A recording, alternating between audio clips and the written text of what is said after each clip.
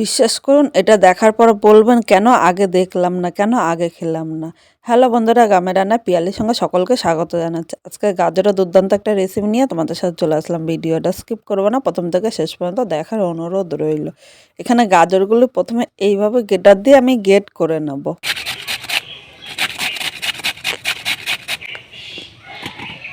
এখানে সব গাজরগুলো গেট করে নিয়েছি। দেখো আগের থেকে গোবিন্দভোগের চালটা ভালো করে ধুয়ে ভিজিয়ে রেখেছিলাম, আর আগের থেকে ভেজালে কিন্তু একটু নরম হবে। এবার এইভাবে মিক্সচারে নিয়ে নিলাম। আমি মিক্সচারে নিচ্ছি, ইচ্ছে করলে কিন্তু তোমরা পাটায় বেটে নিতে পারো। আর এই জায়গায় 50 গ্রাম গোবিন্দভোগের চাল নিয়েছি। চালটা তোমরা কম বেশি করে নিয়ে নিতে পারো। এবার এর মধ্যে সামান্য একটু জল দিলাম। এবার এটা মিক্সচারে করে নিয়ে আসবো।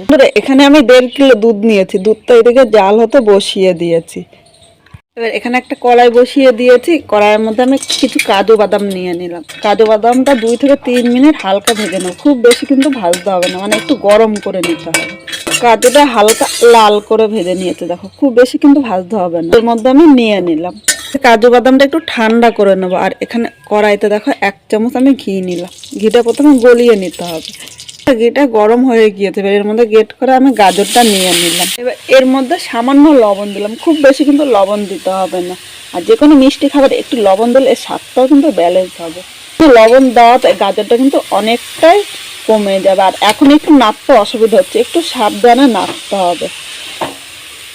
এখানে আমার গাজরের থেকে মানে কড়াইটা ছোট হয়ে গিয়েছে। আর তোমাদের যদি এতটা করো তাহলে একটু বড় কড়াই নেওয়ার চেষ্টা করবে। আমি মিডিয়াম টু হাই আগুনে 2 থেকে 3 মিনিট ভেজে নেব। নাহলে একদম লো করতে গেলে কিন্তু গাজর থেকে জল বেরিয়ে যাবে, তখন অনেকটা করতে টাইম লাগবে। দুধটা কিন্তু আমি এখানে জাল বসিয়ে দিয়েছি। আর এখানে 1.5 কিলো দুধটা জাল দিয়ে আমি 1 কিলো করব। বন্ধুরা 3 মিনিট মিডিয়াম টু হাই আগুনে দেখো জাল দিয়ে নিয়েছে। আর গাজরটা অনেকটাই কিন্তু মজে গিয়েছে। এবার আগুনটা একটু মিডিয়াম করে দিলাম। এবার ঢাকা দিয়ে আরো 2 থেকে 3 মিনিট এইভাবেই রান্না করে নেব। এবার এখানে কাজু বাদামগুলো এইভাবে একটুখানি ভেঙে নেব। এইভাবে ভাঙলে দেখো হালকা গুঁড়ো গুঁড়ো করে নিয়েছি। এর থেকে বেশি গুঁড়ো করব না কিন্তু। যখনই মুখে পড়বে একটা করে কাজু বাদাম মুখে পড়লে কিন্তু ভালো লাগবে। 3 মিনিট পর আমি ঢাকনিটা তুলে নিলাম। এখন গাজরটা একটু নেড়ে চেড়ে নেবো। দেখো গাজরটা কিন্তু অনেকটা মজে গিয়েছে আর হালকা জল ছেড়েছে। এবার আবারও আমি আগুনটা মিডিয়াম টু হাই করে দেবো। এইভাবে আরও 2 থেকে 3 মিনিট জাল দিয়ে নেবো। তাহলে এই জলটা কিন্তু টানিয়ে নিতে হবে। আর এই জল জল ভাব থাকতে কিন্তু এর মধ্যে দুধটা দেওয়া যাবে না। 3 মিনিট গাজরটা ভেজে নিয়েছে। দেখো গাজরের থেকে কিন্তু জলটা পুরো টেনে নিয়েছে। আর গাজরের হালুয়াটা করার সময় এইভাবে কিন্তু আগে ভালো করে গাজরটা ভেজে নিতে হবে। এবার এর মধ্যে আমি দুধটা নিয়ে নেব। এখানে কিন্তু দেখো দুধটা জাল দিয়ে মানে 1.5 কিলো দুধ জাল দিয়ে আমি 750 করে নিয়েছি। এবার এর মধ্যে সব দুধটা আমি নিয়ে নেব।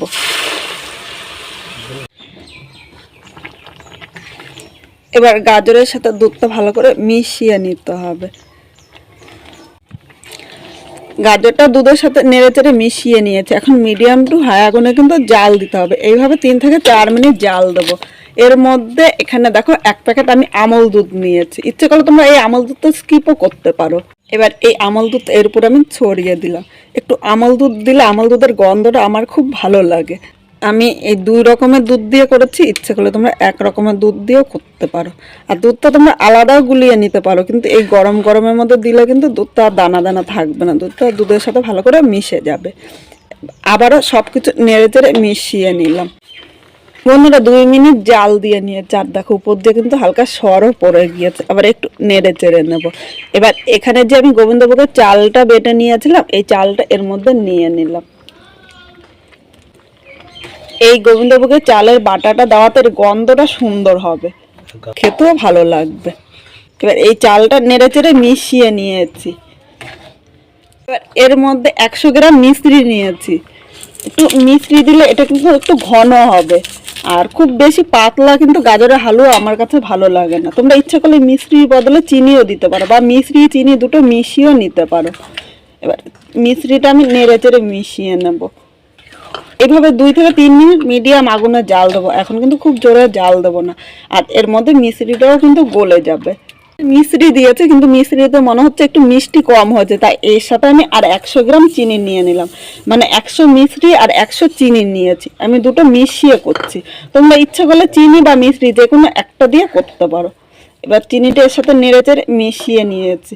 এখানে যে কাজু বাদামগুলো ভেজে রেখেছিলাম দিয়ে দিলাম, কিশমিশ নিয়েছি। এবার কাজু বাদাম ও কিশমিশটা নেড়েচেড়ে মিশিয়ে নেব। বন্ধুরা এখানে গাজরটা হয়ে গিয়েছে, এবার গ্যাসটা আমি বন্ধ করে দিয়েছি।